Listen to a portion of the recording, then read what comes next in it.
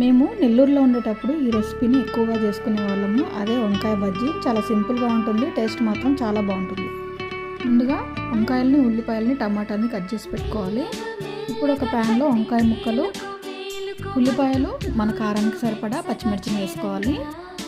అలాగే టమాటా ముక్కలు యాడ్ చేసుకొని 1 స్పూన్ వరకు పసుపు, కొంచెం చింతపండు, టేస్ట్కి సరిపడా సాల్ట్ని ఇప్పుడే యాడ్ చేసుకోవాలి.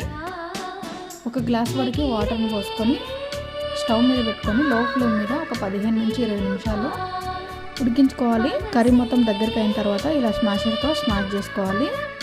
ఇలా స్మాష్ చేసుకున్న తర్వాత ఒక బౌల్లో వేసేసుకొని అదే ప్యాన్లో 2 స్పూన్ల వరకు ఆయిల్ వేసుకొని ఆవాలు, జీలకర్ర, 2 ఇలాచి, కొంచెం చెక్క వేసుకోవాలి. సన్నగా కట్ చేసుకున్నటువంటి ఉల్లిపాయ ముక్కలు వేసుకొని దోరగా వేగిన తర్వాత ఇందులోనే కర్రీ వేసుకొని లాస్ట్లో కొత్తిమీర వేసేసుకుంటే టేస్టీ వంకాయ బజ్జీ రెడీ అవుతుంది. వీడియో నచ్చినట్టయితే లైక్ చేయండి, సబ్స్క్రైబ్ చేసుకోండి.